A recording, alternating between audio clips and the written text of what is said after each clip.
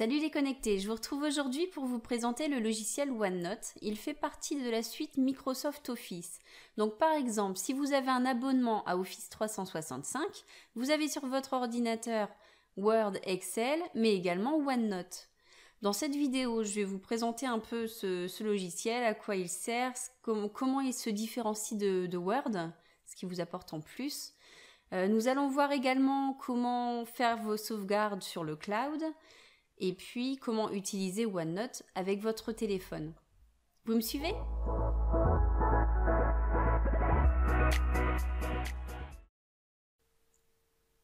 On retrouve l'interface de Microsoft avec le ruban Office en haut.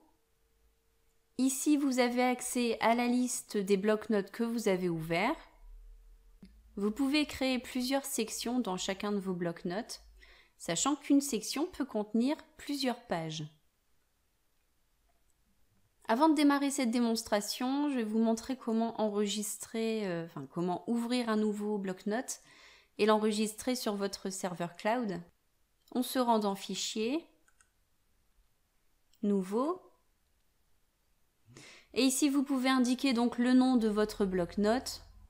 Et sur le côté, vous avez des propositions d'emplacement. Vous pouvez cliquer sur Parcourir si vous voulez stocker votre bloc-notes sur votre ordinateur ou utiliser votre Drive. À travers deux exemples, nous allons voir qu'il est possible avec OneNote donc de l'utiliser pour de la prise de notes, également pour si vous utilisez des checklists, par exemple pour votre organisation.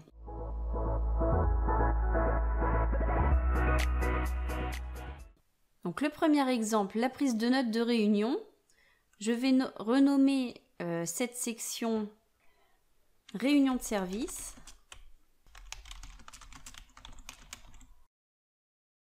Et donc sur ma première page, je vais mettre par exemple la date du jour. Et ici, je peux commencer ma saisie.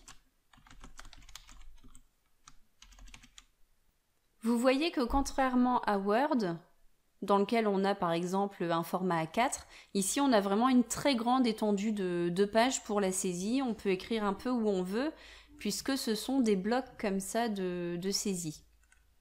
Et ce qui nous intéresse avec OneNote, c'est également qu'au-delà de la saisie, on va avoir une interaction avec les autres fichiers. C'est-à-dire que donc je suis dans l'onglet Insérer et je peux joindre un fichier. Par exemple, ici, j'ai un compte-rendu de réunion en format Word. Et voilà, il est intégré et donc il est sauvegardé dans OneNote. C'est-à-dire que maintenant, j'ai accès à mes saisies de réunion ainsi qu'au compte-rendu officiel de la réunion. Vous voyez également dans cet onglet Insérer que l'on peut créer un tableau de la même manière que dans Word, insérer une feuille de calcul, insérer une image. On va également pouvoir personnaliser, donc en allant dans l'affichage, et je peux mettre mon fond de page en bleu, ce qui permet d'avoir un indice visuel.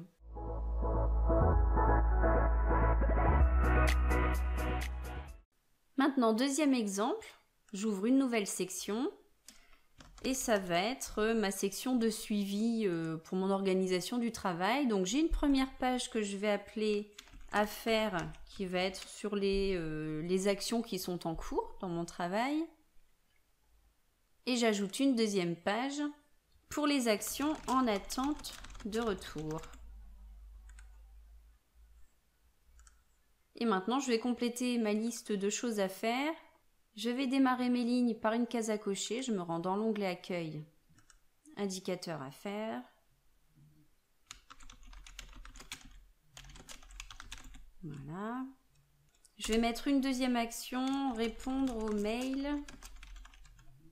Et là, plutôt que de mettre du détail, je vais aller chercher mon mail dans Outlook. Je me rends dans ma boîte de réception Outlook, j'ai un mail ici qui est sélectionné et vous voyez que dans le ruban Office, j'ai un bouton OneNote. Donc je clique dessus et je vais sélectionner maintenant la page de réception à faire. OK. Et voilà, mon contenu Outlook s'est inséré à ma page OneNote. Vous pouvez faire exactement la même manipulation si vous avez une réunion qui est programmée dans votre agenda et vous pouvez afficher les détails de la réunion dans une page OneNote.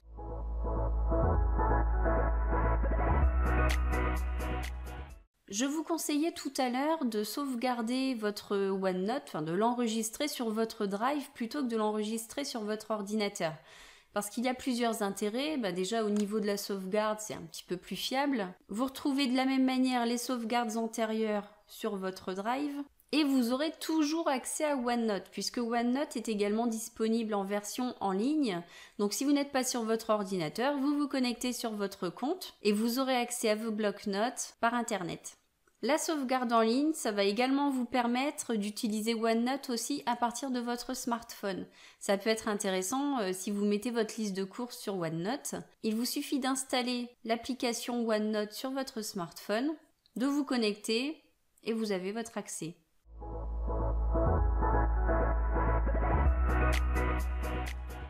En résumé, OneNote, c'est à utiliser pour la saisie, pour son interaction avec les autres fichiers que vous pouvez insérer et sauvegarder donc dans votre OneNote, dans vos blocs-notes.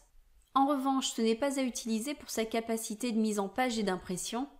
Et ce qui nous intéresse encore, c'est de pouvoir l'utiliser sur votre ordinateur et d'avoir l'accès également sur votre smartphone. J'espère avoir répondu à quelques-unes de vos interrogations. À bientôt!